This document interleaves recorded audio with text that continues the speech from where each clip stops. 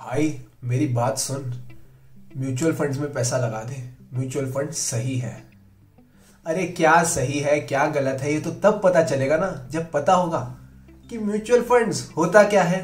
तो हेलो नमस्ते अस्सलाम वालेकुम, केम छो, केड़ो वाले, सत श्री अकाल। वेलकम है आप सभी का आज की इस वीडियो में जहां हम समझेंगे what is a mutual fund. Mutual fund होता क्या है और क्यों हमें अपना पैसा शेयर्स में लगाने से पहले म्यूचुअल फंड्स में लगाना चाहिए ताकि हम अपनी इन्वेस्टिंग की जर्नी को आगे बढ़ा सकें।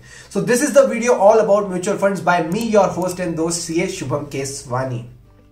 तो सबसे पहले ये समझते हैं म्यूचुअल फंड होता क्या है। तो म्यूचुअल फंड होता है ढेर सारे इन्वेस्टर्स, ढेर सारे आपके और मेरे जैसे लोग जो अपने अपना पैसा जो आप सेव करना चाहते हो, जो पैसा आप इन्वेस्ट करना चाहते हो लॉन्ग टर्म के लिए, वो सारा पैसा साथ लेके आ जाते हैं। और ये जब सारा पैसा कलेक्ट हो जाता है ये हम किसको दे देते हैं? तो मैं कहूंगा हम दे देते हैं एक म्यूचुअल फंड कंपनी को। म्यूचुअल फंड कंपनी फिर क्या करती है? उस पैसे को आगे इन्वेस्ट करती है। सर किस में इन्वेस्ट करती है? वो इक्विटीज में इन्वेस्ट कर सकती है, वो डेट में इन्वेस्ट कर सकती है, वो बॉन्ड्स में इन्वेस्ट कर सकती है। जो सिक्योरिटी उसको सही लगेगी वो वहां पे इन्वेस्ट कर सकती है, डिपेंडिंग अपॉन आपने किस तरह का म्यूचुअल फंड चुना है।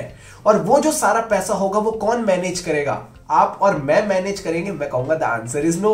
हमने तो अपना पैसा म्यूचुअल फंड कंपनी को दे दिया तो कंपनी अपॉइंट करेगी एक प्रोफेशनल को, जिसको हम प्यार से बोलते हैं, सर हम उसको बोलते हैं प्यार से professional fund manager. Professional fund manager नाम से ही पता चलता है वो हमारे फंड्स को मैनेज करेगा। That will be a professional. Finance का एक प्रोफेशनल रहेगा, वो हमारे फंड्स को मैनेज करेगा, वो इन्वेस्ट करेगा इन सबको, सिक्योरिटीज को, और वो इन्वेस्ट करेगा हमारे सारे फंड्स को सिक्योरिटीज में। और जो सिक्योरिटीज से रिटर्न निकल के आएगा वो सारा रिटर्न हम लोगों के अंदर बट जाएगा।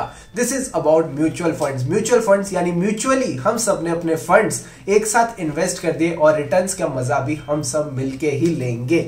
तो ये हो गया व्हाट इज म्यूचुअल फंड।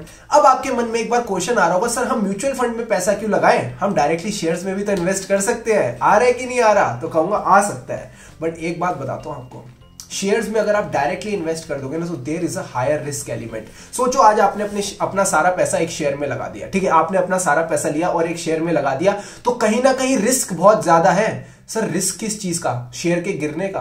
तो मैं कहता हूं रिस्क का मतलब हमेशा ये नहीं होता कि आपको लॉस होगा। अगर आपको एक्सेसिव प्रॉफिट्स भी हो सकता है तो उसको भी रिस्क बोलते हैं। रिस्क का मतलब होता है वोलेटिलिटी, यानी अगर मैंने सिर्फ एक शेयर में अपना पैसा लगा दिया तो चांसेस है या तो वो ऊपर जाएगा या तो वो नीचे जाएगा। ऊपर जाएगा तो मुझे मजा आ जाएगा, नीचे आएगा तो मजा नहीं आएगा, तो फिर बहुत अजीब लगेगा। तो मैं कहूंगा कि अगर आप एक ही शेयर में सारा पैसा लगा देते हो तो that is very risky. But यही अगर आप अपना पैसा किसी प्रोफेशनल फंड मैनेजर को दे देते हो जो आपका पैसा अलग अलग शेयर्स में लगाता है, अलग अलग सिक्योरिटीज में लगाता है, तो आपकी रिस्क बढ़ जाती है। एक शेयर ऊपर जाएगा, एक शेयर नीचे जाएगा, तीसरा शेयर ऊपर जाएगा। तो इस तरह से आपका जब पैसा डाइवर्सिफाई हो जाता है, पोर्टफोलियो में बढ़ जाता है, तो कहीं ना कहीं जो आपकी रिस्क है वो भी कम हो जाती है। दूसरी चीज, एक बात बताओ, आपको कैसे पता है कि कौन सा शेयर आपको खरीदना चाहिए? सर हम ना रिसर्च करेंगे। तो मैं कहूंगा यही चीज तो मेन है। आपको प्रॉपर कंपनीज की रिसर्च करनी पड़ती है शेयर्स में पैसा लगाने से पहले। आपको समझना पड़ता है कंपनी क्या है, क्या इसका शेयर ओवर वैल्यूड है, क्या इसका शेयर अंडर वैल्यूड है।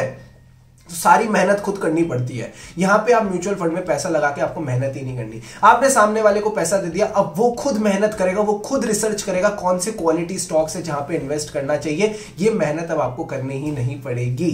तीसरी चीज, जब भी आप किसी शेयर में पैसा लगाते हो ना तो रोज सुबह उठ के या तो आपको CNBC देखना होता है या moneycontrol.com खोलना होता है। कोई ना कोई स्टॉक ट्रैकिंग ऐप आपको अपने पास खोल के रखनी पड़ेगी जहां पे आप अपनी शेयर की परफॉर्मेंस देखते रहोगे। और एक बार अगर आपने म्यूचुअल फंड वाले को पैसा दे दिया, मान लो उसने जहां भी आपका पैसा लगाया, तो सिर्फ आपको म्यूचुअल फंड की एक परफॉर्मेंस को ट्रैक करना है। आपको इंडिविजुअली हर शेयर और हर स्टॉक की परफॉर्मेंस को ट्रैक करने का टेंशन लेना ही नहीं है। तो म्यूचुअल फंड्स के केस में यह बहुत बड़ा रिलैक्सेशन हो जाता है कि जो भी टेंशन है, जो भी चिंता है, वो म्यूचुअल फंड का जो आपका प्रोफेशनल मैनेजर है उसकी चिंता है, आपकी कोई चिंता ही नहीं है। आपने तो अपने स्टॉक्स के लिए उसको पैसे दे दिए, अब उसका काम है कि उनको सही जगह लगाए और आपको रिटर्न कमा के दे। ठीक है। सो अगर मैं बात करूं बेनिफिट्स ऑफ म्यूचुअल फंड, तो देखो बेनिफिट्स, 3 बेनिफिट्स हैं। पहला benefit, you don't know how to do the job best. आपको नहीं पता कि आपने बेस्ट कैसे करना है। देखो एग्जांपल के तौर पे मैं बताता हूं, अगर आपके पापा मम्मी ने आपके लिए घर बनाया तो क्या जो घर की डिजाइनिंग थी उन्होंने खुद करी? भले ही वो अपने स्कूल में कितने भी अच्छे आर्टिस्ट रहे हों, घर की डिजाइनिंग तो उन्होंने किसी प्रोफेशनल से कराई होगी, आर्किटेक्ट वगैरह से कराई होगी, राइट? इसी तरह म्यूचुअल फंड्स का गेम है। भले ही आपको कितना भी अच्छा फाइनेंस वगैरह की नॉलेज हो या जो भी हो, जो एक प्रोफेशनल काम करके देता है ना, वो अपनी एक्सपर्टीज के साथ जो काम करता है, वो एक्सपर्टीज आप कभी भी नहीं ला सकते। So it is always better to get your work done through a professional. तो ये चीज तो है, this is a great benefit of mutual fund. दूसरा बेनिफिट, आपके पास हर चीज के लिए ना समय और इंक्लिनेशन नहीं है। भले ही आप मान लो आप कहते हो कि यार फाइनेंस की नॉलेज ना, मुझे म्यूचुअल फंड का जो एक्सपर्ट है ना उससे ज्यादा अच्छी फाइनेंस की नॉलेज है, बट मुझे एक बात बताओ, क्या आपके पास समय है कि आप एक एक स्टॉक को पढ़ो, एक एक स्टॉक को समझो, और उसके बाद जब आप उसमें पैसा लगाते हो तो उसकी जो परफॉर्मेंस है उसको ट्रैक करते रखो? आपने देखा होगा कितने बड़े बड़े बिलियनियर्स होते हैं, मिलियनियर्स होते हैं, क्या आपको लगता है उनको गाड़ी चलानी नहीं आती? सर उनको गाड़ी चलानी तो आती होगी, फिर भी क्या वो ड्राइवर रखते हैं? मैं कहता हूं हाँ रखते हैं, बिकॉज ऑफ द कन्वीनियंस। आप हर चीज खुद नहीं कर सकते, आपको अपना टाइम कहीं ना कहीं बचाना पड़ता है, आपको कहीं ना कहीं अपने एफर्ट्स को सही डायरेक्शन में लगाना पड़ता है। तो जो आपकी एक्सपर्टीज है वहां पे फोकस करो, और जो आपका टाइम और इंक्लिनेशन है उन चीजों पे लगाओ जिसमें आप एक्सपर्ट हो। और जो काम है इन्वेस्टिंग का, वो आप एक म्यूचुअल फंड मैनेजर के हाथ में छोड़ सकते हो। Now comes the third point. Sir third point है you get to save a lot of money. जब आप चीजों को आउटसोर्स कर देते हो तो काफी ज्यादा आपका पैसा बच जाता है। एग्जाम्पल के तौर पे मैं आपको बात करता हूं, आपके पास अपनी खुद की गाड़ी रहती होगी, आपके पास अपनी खुद की गाड़ी रहती होगी, पर अगर मान लो आपको दिल्ली से लेके मुंबई जाना है, बाय रोड जा सकते हो आप अपनी खुद की गाड़ी में बैठ के दिल्ली से मुंबई बाय रोड जा सकते हो, फिर भी आप ट्रेन और फ्लाइट लेते हो, because you are outsourcing your activity to a service. आप अपनी एक्टिविटी को आउटसोर्स कर रहे हो, चाहे आईआरसीटीसी को आउटसोर्स कर रहे हो या विस्तारा एयरलाइंस को आउटसोर्स कर रहे हो। क्यों कर रहे हो? क्योंकि इसमें आपका पैसा बच रहा है। तो जब आप किसी चीज को आउटसोर्स कर देते हो ना, तो आपका पैसा बच जाता है। Same goes with the mutual fund. जब आप अपनी इस एक्टिविटी को, इन्वेस्टिंग एक्टिविटी को आउटसोर्स कर देते हो, तो जो म्यूचुअल फंड का मैनेजर है उसकी जो रिम्यूनरेशन है वो सिर्फ आप अकेले पे नहीं कर रहे, सारे इन्वेस्टर्स मिलके पे कर रहे हैं। तो पर इन्वेस्टर जो कॉस्ट ऑफ इन्वेस्टिंग है वो काफी नीचे आ जाती है। तो ultimately you are bearing a very less cost for the benefit that you are getting out of it. तो these are the three benefits, major benefits of investing in a mutual fund rather than directly investing in the shares. But कई बार आपने सुना होगा एक बढ़िया ही concept, NAV। What is NAV? Navi Mumbai. Sir ये NAV क्या है? तो NAV का मतलब है net assets value.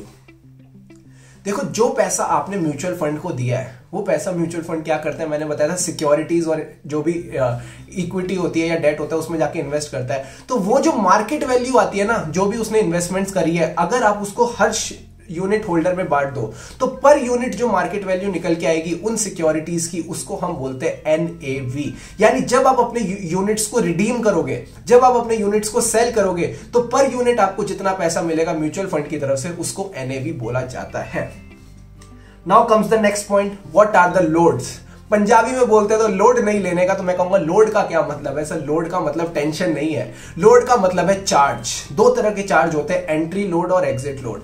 Entry load पहले रहता था, अब कोई एंट्री लोड नहीं होता। एंट्री लोड का मतलब होता है मैंने म्यूचुअल फंड को 100 रुपए दिए, तो हिसाब से देखा जाए तो 100 रुपए दिए तो उसको 100 रुपए इन्वेस्ट करने चाहिए। बट वो कितने इन्वेस्ट करता था? पहले 98 इन्वेस्ट करता था। वो कहता है 2% का हमने एंट्री लोड ले लिया, 2% के एंट्री फीस का चार्ज ले लिया। आप इसको ना टोल प्लाजा की तरह से समझो। अगर आप किसी हाईवे पे एंटर करते हो तो आप टोल कितनी बार देते हो? सर हम टोल एक बार देते हैं, जब हम हाईवे से एग्जिट कर रहे होते हैं ना तब टोल देते हैं।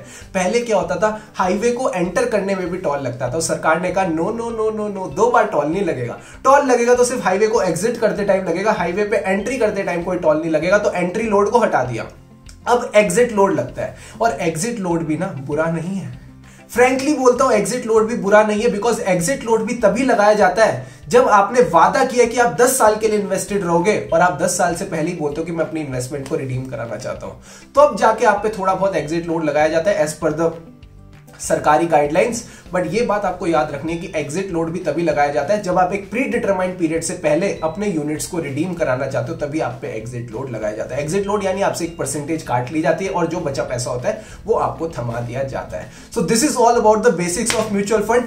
नेक्स्ट वीडियो में हम क्या डिस्कस करेंगे? तो नेक्स्ट वीडियो में we will discuss mutual funds तो ठीक है, पर कौन से म्यूचुअल फंड में हमको अपना पैसा लगाना चाहिए, तो वो मैं आपके साथ नेक्स्ट वीडियो में डिस्कस करूंगा। Till then stay tuned, bye bye.